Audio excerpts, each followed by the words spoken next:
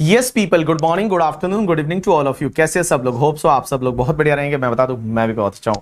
तो guys, done with the November exam. नवंबर का एग्जाम हो गया, तो मैंने सोचा आपसे थोड़ी बात की जाए। तो ये वाला वीडियो है वो उन लोगों के लिए है जिन्होंने एग्जाम दिया है, एज वेल एज उन लोगों के लिए भी है जो मई 2025 में एग्जाम देने का प्लानिंग कर रहे हैं और एग्जाम दे रहे हैं मई 2025 में। सो गाइस, मैं आपको बताऊं, सबसे पहली चीज, इस बार के पेपर कैसे रहे। तो मैंने जो सुना मार्केट में, अब जैसे हम भी बच्चों से बात करते हैं, हम भी पेपर्स देखते हैं, तो मैंने ये सुना कि ओवरऑल जब आप पेपर देखोगे तो एवरेज पेपर थे या अबोव एवरेज थे। कोई भी पेपर ऐसा नहीं था कि जिसमें ऐसा था कि भाई एकदम ही इजी है। और लोगों को इजी पेपर कब लगता है कि जब एज इट इज क्वेश्चन आ जाए, जो हमने क्लास में कर रखे हैं, जो हमारी बुक में दे रखे हैं, क्वेश्चन बैंक में दे रखे हैं, वो एज इट इज क्वेश्चन आ गए ना तो इजी है। लेकिन उससे अलग क्वेश्चन आते हैं तो ऑब्वियसली अपने को लगता है कि पेपर है वो अबोव एवरेज है, थोड़ा like you can say that the average या अबोव एवरेज अपने को लगता है। खासकर इस बार का जो पेपर है वो आईबीएस का, और आईबीएस का पेपर को लेके मार्केट में बहुत सारे बच्चे ऐसे बोल रहे हैं कि सर वो सच में डिफिकल्ट था। क्योंकि उसमें मेरी भी बात हुई, मेरी कुछ रैंकर बच्चों से भी बात हुई जिनकी पहले रैंक आई थी, और उनसे भी मुझे ये पता चला कि yes, paper was bit difficult side में था। बहुत सारे कॉन्सेप्ट, बिकॉज आपको 7 सब्जेक्ट एक साथ में संभालने पड़ते हैं, इतना सारा मटेरियल, और आपके पास लिमिटेड टाइम रहता है। उसमें अगर मैं अगर एक सब्जेक्ट पढ़ाता हूं तो मैं हो सकता है एक सब्जेक्ट में मैं मास्टर हूं, but here you have to be master in the all 7 subject, then only you can score the very good marks in the IBS. तो आईबीएस का पेपर है वो बहुत सारे बच्चों को ऐसा लगा it is a quite difficult था। उसके बाद में डीटी का पेपर कैसा रहा? तो गाइस, डीटी के पेपर की अगर मैं बात करूं तो डीटी का पेपर वॉज मैनेजेबल। ऐसा पेपर था कि अगर आप थोड़ा बहुत भी ढंग से करके गए हो तो आप 50 मार्क्स तो स्कोर कर ही लोगे। एंड अगर आपने अच्छे से स्टडी किया है तो उन लोगों के लिए पेपर है वो एवरेज रहा। एंड अगर मान लो आपने जो है वो बहुत सारी चीजें छोड़ के गए होंगे तो डिफिकल्ट लगा होगा, क्योंकि बहुत सारी चीजें इधर उधर से पूछी गई है। पेपर में कुछ 2-3 गलतियां भी मुझे मिली है। I am mailing to the ICI, because ऐसा ना हो जाए कि जब उसमें मार्क्स अलॉट हो और आपने कुछ अल्टरनेट किया हो और वो अल्टरनेट को सही नहीं किया हो। तो कुछ एमसीक्यूज में भी, 2 एमसीक्यूज में मुझे ऐसा लग रहा है, एज वेल एज द मुझे जो डिस्क्रिप्टिव है उसमें भी कहीं कहीं पे ऐसा मुझे लग रहा है कि देयर इज अ मिस्टेक, और वो मिस्टेक के लिए I have already mail to the ICI, और कुछ क्लेरिफिकेशन मेरे को उनको भी बताने हैं। और उसके बाद में जो उसमें पेपर का रिव्यू डालते हैं हम लोग, आईसीआई को देते हैं कि अगर आपको मिस्टेक मिलती है तो आपको बतानी है, तो उसमें मैं भी कर रहा हूं वो चीज, ठीक है। बट डीटी का पेपर अगर मैं बात करूं तो ओवरऑल डीटी में उन्होंने 4 कॉर्नर कवर किए थे, बिकॉज आप देखोगे पेनल्टी भी कवर किया था। उसके बाद में जो क्या बोलते हैं अपना जो इलेक्टोरल ट्रस्ट जो कभी नहीं पूछा जाता वो भी उन्होंने पूछा था। कुछ ऐसी चीजें हैं, एनआरआई का टैक्सेशन है वो उन्होंने पूछा था, but there was little bit confusion in that question while calculating tax liability and all. So guys, अगर मैं ओवरऑल बात करूं तो ओवरऑल डीटी के पेपर में उन्होंने बहुत सारी चीजें ऐसी पूछी गई थी जो नॉर्मली नहीं पूछी जाती है, बट उन्होंने पूछी गई थी तो लोगों को लगा कि यार it is a difficult. But अगर आपने बुक से आपने जो कॉम्पैक्ट पढ़ा होगा, कॉम्पैक्ट 450 पेजेस का कॉम्पैक्ट है, तो 450 पेजेस या डायरेक्ट टैक्स जितना बड़ा सब्जेक्ट है इतना तो डिजर्व करता है 450 पेजेस। सो 450 पेजेस का कॉम्पैक्ट है, अगर आपने ढंग से पढ़ा होगा तो आपने सब चीजें है वो रिकॉल की होगी। चलिए सर, जो हो गया वो तो हो गया। अब अपन आगे बात करते हैं कि जो बच्चे मई में एग्जाम दे रहे हैं उनको क्या करना चाहिए, किन किन चीजों पे ध्यान देना चाहिए। तो मेरा मानना यह है, सबसे पहली चीज है ना, आप थोड़ी सेलेक्टिव स्टडी को अवॉइड करिए।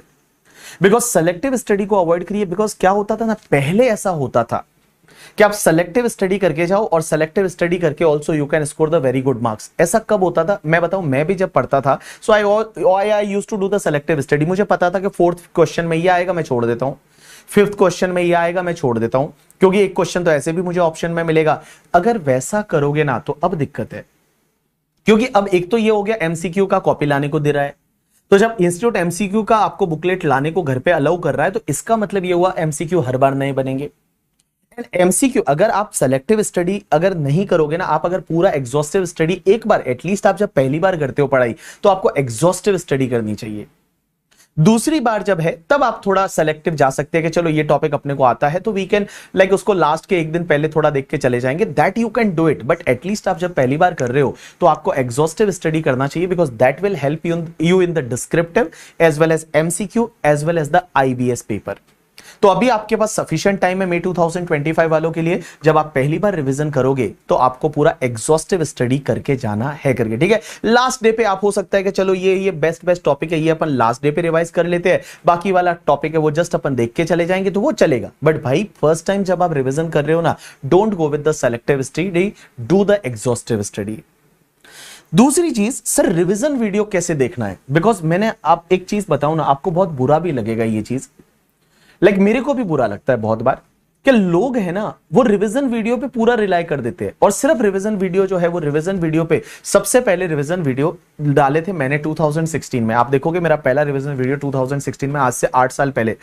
रिवीजन वीडियो मैंने किस लिए डाले थे पता है? माई इंटेंशन वॉज कि जब आपने क्लासेस लगा ली, क्लासेस के बाद फिर 5-6 मंथ का गैप आ गया, और गैप के बाद जब आप पढ़ने बैठते हो तो पहली बार उस टॉपिक के अंदर कैसे जाते हैं। बिकॉज क्लासेस के बाद जब आप पहली बार सेल्फ स्टडी करने बैठते हो ना, तो उस टाइम पे आपको पता है सब नया नया लगता है।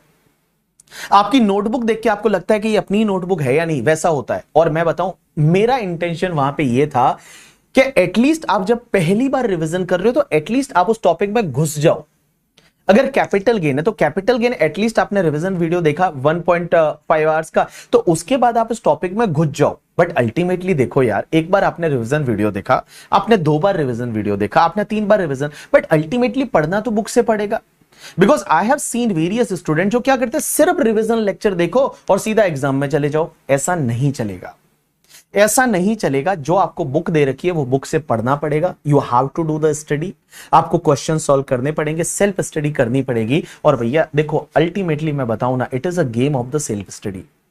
सेल्फ स्टडी का गेम है हमारा। देखो हमारा रोल है आपके लिए, हम आपके लिए चीजों को इजी बना के देते हैं, बट अल्टीमेटली पढ़ना तो खुद को ही पड़ेगा। वो मैं बोलता हूं ना, देखो स्वर्ग देखना है तो मरना तो खुद को ही पड़ेगा। कभी कभी लगता होगा बीबी सर जाके ही हमारा एग्जाम लिख के आ जाए तो बहुत बढ़िया होगा करके, ठीक है, बट अल्टीमेटली ऐसा नहीं होता है। आपको खुद को ही जो है वो एग्जाम लिखना पड़ेगा।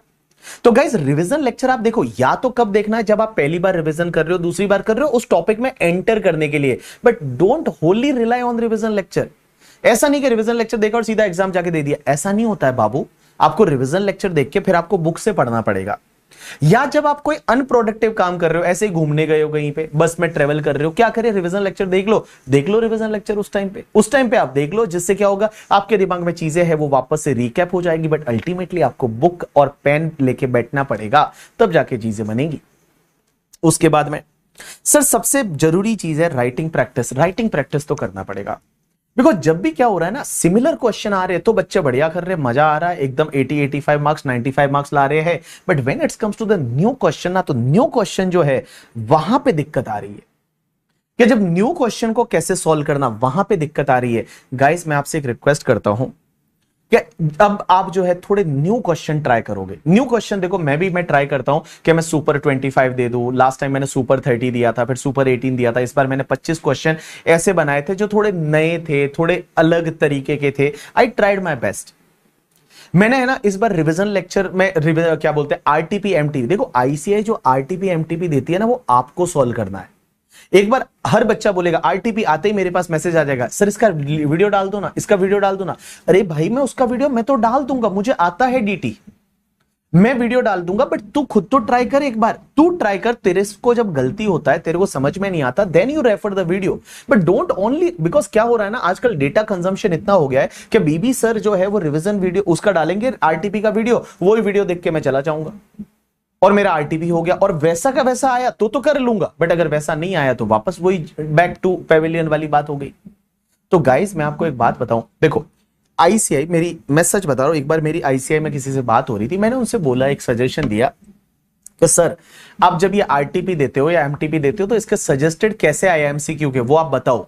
उन्होंने बोला सर क्यों बताएं, बच्चा इतना भी ट्राई नहीं करेगा कि एटलीस्ट वो खुद तो ट्राई करे, एमसीक्यू को सॉल्व कर देगा। फिर अगर उसके पास नहीं आता है, देन ही कैन आस्क और मेल और he can refer the revision video और दैट आरटीपी एमटीपी का वीडियो। तो गाइस ये चीज आप ध्यान रखना, बिकॉज देखो पेपर में अब क्वेश्चन नहीं आ रहे, वो जमाना चला गया। वो जमाना चला गया जब पुराने एज इट इज क्वेश्चन आते थे, but now there is a new question, so you have to prepare well. And आज मैं बताऊं ना, आईसीआई के पास एआई है। एआई में कुछ नहीं करना होता है, मैं बताऊं हम भी यूज करते हैं बहुत बार एआई। आपको कुछ नहीं करना है, कॉन्सेप्ट को डाल दो ओपन एआई में, चैट जीपीटी पे, उसको बोलोगे इस पे 4 नए क्वेश्चन बना के दे दो, वो 4 नए क्वेश्चन बना के दे देगा। भाई टेक्स्ट में वो इतना अपडेटेड नहीं है, बट बाकी सब्जेक्ट में तो वो बहुत अपडेटेड है। केस स्टडी बनाना अब बड़ी बात नहीं रह गई। मैं बताऊं, आज से 2 साल पहले केस स्टडी बनाना बहुत बड़ी बात थी, बट आज की डेट में केस स्टडी बनाना आईसीआई के लिए भी बड़ी बात नहीं है। आईसीआई क्या करेगी, एक सिनेरियो डाल देगी कि ये बंदा था, ये बंदा है इंडिया से बाहर गया, उसके पास उसने वैसा इनकम कमाया, उसने वो लोन लिया, उसने ये किया वो किया, उसमें फाइनेंस भी आ गया, जीएसटी भी आ गया, सब आ गया, और बोलेंगे इस पे हमको 10 एमसीक्यू दे दो, और वो केस स्टडी पे एमसीक्यू दे देगा चैट जीपीटी। बहुत इजी हो गया है। और भाई साहब एक बात बताऊं ना, डिफिकल्टी जो है वो अपने स्टूडेंट लेवल पे आ रही है, बिकॉज स्टूडेंट जब तक उसको नई चीजों को नहीं लर्न करेगा ना, तब तक चीजों में दिक्कत है। सो गाइस मैं वापस बोल रहा हूं, just try to do the writing practice. आप एटलीस्ट कुछ मॉक टेस्ट पेपर है वो सॉल्व करने की कोशिश करिए बिना देखे, और मॉक टेस्ट पेपर भी वो दीजिए जहां पे नए क्वेश्चन है, क्योंकि वही वाले क्वेश्चन करके खुश होकर 80 मार्क्स लाके मॉक टेस्ट पेपर में कोई फायदा नहीं है ना। अल्टीमेटली तो अगर आप 50 मार्क्स लाओगे बट नया पेपर आपने सॉल्व किया है, नया कुछ किया है, तो उस पर्टिकुलर केस में है वो जो है वो सही रहेगी चीजें। स्पून फीडिंग जो है वो बहुत कम थोड़ा करना पड़ेगा यार, ये चीजें आपको ध्यान देनी चाहिए। उसके बाद में मैंने जैसा आपको बोला कि भाई नए पैटर्न के क्वेश्चन करने, आरटीपी एमटीपी, मैं इस बार मई के लिए आरटीपी एमटीपी का वीडियो लेट डालूंगा। पहले आप सॉल्व करोगे आरटीपी एमटीपी, और जब आपको डाउट आएगा then I will put the video के भाई ये आरटीपी का वीडियो, ये एमटीपी का वीडियो, या फिर मैं क्या करूंगा उसके क्वेश्चन के सॉल्यूशन मैं बना के आपको दे दूंगा कि ये सॉल्यूशन है। अगर आपको रेफर करना है, जब आंसर आ ही नहीं रहा है, यू पुट योर एफर्ट, आधा घंटा आपने लगा दिया उसके बाद भी आंसर नहीं आ रहा है, तो आप देख सकते हो, बट अदरवाइज आप मत देखो यार, आप खुद ट्राई करिए उसको। उसके बाद में जो चीज है, मैंने नए क्वेश्चन को लेके I am trying this time also कि I will make some super 30 question, best question, नए क्वेश्चन मैं तुम्हारे लिए बनाने की ट्राई करूंगा, and I will give you before the examination, जिससे कि आप कुछ नए क्वेश्चन है उसको आप हैंडल कर पाए करके, ठीक है। चलिए उसके बाद में गाइस एक और पॉइंट ये आता है कि आपको है ना एसपीओएम को नेग्लेक्ट नहीं करना है, क्योंकि जो एसपीओएम वाले जो पेपर है लॉ वाला एंड आपका कॉस्टिंग वाला, आपको लगता है बिकॉज हो तो बच्चे पास तो हो रहे हैं, 70% रिजल्ट रह रहा है, आप एग्जाम दो पास हो जाओगे, एमसीक्यू ऑलमोस्ट सिमिलर आ रहे हैं तो आप पास हो जाओगे, बट गाइस वो आपका इंपैक्ट कर रहा है वो मेन पेपर को, आईबीएस को, क्योंकि आईबीएस में वो चीजें आएगी। इस बार हो सकता है कॉस्टिंग शायद थोड़ा कम था, बट आईबीएस में आपको कॉस्टिंग है, लॉ है, वो मिलेगा। तो इसको एक बार आप रिलीजियसली स्टडी कर लो, एक बार इन पेपर को आप स्टडी करो, और स्टडी करने के बाद आप खुद के चाहिए तो शॉर्ट नोट्स बना दो, आप रिवीजन लेक्चर है वो आप देख सकते हो मार्केट में जो भी अवेलेबल रहे फैकल्टीज के, तो वो रिवीजन लेक्चर को देखिए, थोड़ा अपने आप को उसके लिए प्रिपेयर करिए। सिर्फ आईबी इसमें एसपीओएम में पास होना इज नॉट लाइक कि भाई ये पास हो गए तो खत्म हो गई बात, वैसा नहीं है, because it will help you in the IBS paper, in the paper number 6 of the main paper. तो भैया इसको थोड़ा सीरियसली लीजिए। दूसरी चीज देखो, सबसे ज्यादा दिक्कत उन बच्चों के लिए होगी जिनका फर्स्ट ग्रुप पहले क्लियर हो चुका है और सेकेंड ग्रुप बचा है, और फर्स्ट ग्रुप क्लियर हो गया और सेकंड ग्रुप बचा है, सर उनके लिए कैसे करना, वो एएफएम का पेपर, ऑडिट का पेपर, एफआर का पेपर। गाइस देखो उसके लिए है ना, आप ये समझो कि आपको अपनी प्लानिंग स्टडी का कम से कम 10 से 15 दिन, 10 to 15 days just give to the first group. आप पास हो गए हो बट तो भी दो, आप एटलीस्ट आप दो, आपको वो जो आपने जो कॉन्सेप्ट पहले पढ़े हुए, आपने जो बुक है वो कहीं ऊपर रखी हुई है फर्स्ट ग्रुप की, उसको निकालो और एक बार आप देखो कि क्या है क्या नहीं करके, ठीक है। आप उसको देखो क्या है क्या नहीं, बिकॉज अदरवाइज अगर वो पेपर को आपने रिकैप नहीं किया, उसको रिवाइज नहीं किया, तो आप आईबीएस में परफॉर्म नहीं कर पाओगे। तो ये चीजें हैं, इस पे आपको थोड़ा ध्यान देना चाहिए। एंड उसके बाद में गाइस, कभी भी जब आप लेक्चर देखते हो ना, तो लेक्चर को ऐसा भी नहीं कि ट्यूब पे लेके चले गए और खत्म कर दिया फटाफट फटाफट करके, ठीक है। देखो फटाफट रील का जमाना जरूर है यार, शॉर्ट्स का जमाना जरूर है, बट आजकल भी देखो पॉडकास्ट चल रहे हैं लोगों के, 2-2 घंटे के पॉडकास्ट, 3-3 घंटे के पॉडकास्ट, अगर ढंग का कंटेंट है वो चलता है।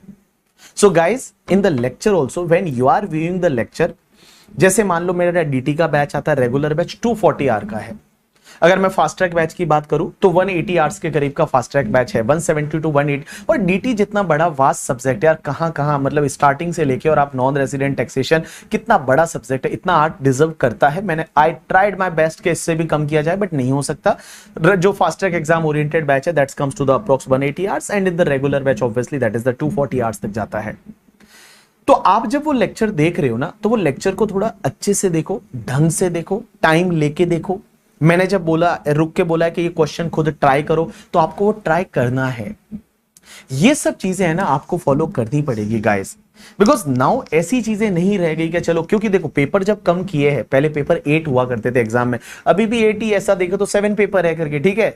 बट भैया पेपर जब कम किए हैं तो लेवल तो बढ़ेगा, लेवल जो है वो लेवल अप हो रहा है, और इस लेवल अप को जो है अपने अपने को देखो, दो चीजें हो सकती है, या तो मैं ये बोल दूं कि चलो कोई बात नहीं, बहुत डिफिकल्ट था, बहुत डिफिकल्ट था, बहुत डिफिकल्ट था, बट भाई अभी सॉल्यूशन क्या ना, देखो कोई अगर सिचुएशन ऐसी आ जाती है, दो चीजें, या तो आप उसके बारे में बात करते रहो, या फिर ये चीज है कि चलो ये हो गया, now you can not change that paper, you can not change the November का exam, but can you change the May वाला? Answer is yes, surely you can do that, because it is in your hand ना, अभी तुम्हारे हाथ में है वो चीजें, तो वो चीजें है वो आपको करनी पड़ेगी। तो गाइस जस्ट ये मेरा एक छोटा सा आपके लिए एक वीडियो था, जिसमें मुझे लगा कि मेरे को आपसे थोड़ी सी बातें शेयर करनी चाहिए, जो मेरे को जो फील आता है, जो मेरे को जो लग रहा है, वो मैंने आपके साथ में बताया करके, ठीक है।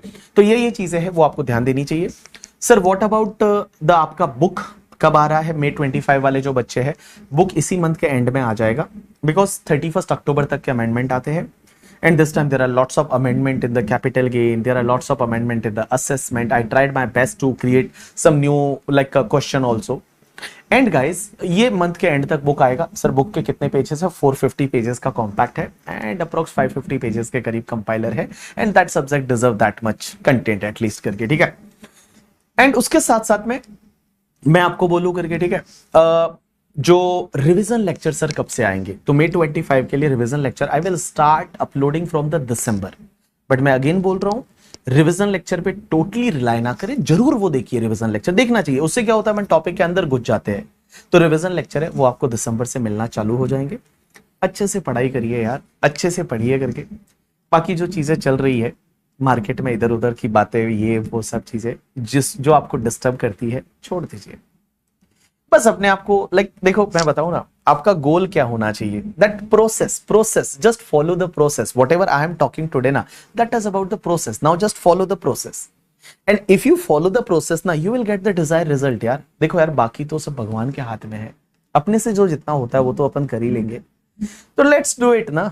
एंड पेपर अगर डिफिकल्ट थे तो सबके लिए थे, पेपर इजी थे तो सबके लिए है करके, ठीक है। So don't think much about that, now what ever you can do it.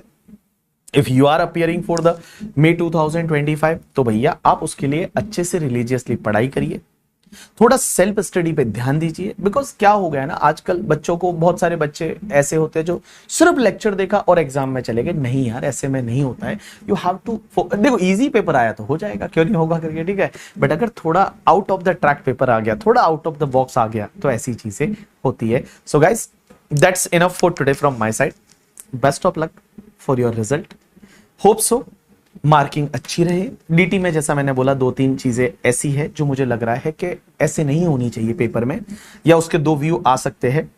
I am connecting to ICAI regarding that, and surely जब मार्क्स मिलेंगे या सजेस्टेड आंसर आएंगे या जो चेकिंग के लिए वो लोग देंगे, तो उसमें वो चीजें कंसिडर करेंगे, ऐसा मेरा मानना है, और होगा, कोई दिक्कत नहीं है। And hope for best, that only we can do it करके, अपन अपना बेस्ट किए हैं तो बेस्ट करेंगे, और बेस्ट होगा अपने साथ में। Best of luck for your result, and CA बनने के बाद हम लोग मिलने वाले हैं, जैसा अपन ने प्रॉमिस किया था, CA बनने के बाद मुंबई मिलेंगे, तो मुंबई में ही हम लोग मिलेंगे, जैसा बोलते हैं तू मुंबई आ रहा है, वो वाली बात। एंड जो लोग मई में एग्जाम दे रहे हैं, best of luck for your examination. अच्छे से थोड़ा कूल रह के, काम रह के, कंपोज रह के, डोंट थिंक मच, इतना अग्रेशन, इतना ये सब चीजें कहाँ, इतने थॉट्स कहाँ लेके जाओगे, थोड़ा शांत रह के और अच्छे से अपने आप को थोड़ा कंपोज करके ट्राई टू स्टडी। एंड मैं बताऊं, जब आप ऐसा करके करते हैं ना, जब आपका दिमाग शांत है, तो आपको सब चीजें समझ में आती है, आप खुश है तो आपको सब चीजें समझ में आती है, यू हर क्वेश्चन का आंसर आने लग जाता है, आपको मजा आने लग जाता है, वही चीजें आपको करनी है, ठीक है। So thanks a lot people, that's enough for today from my side, bye, take care.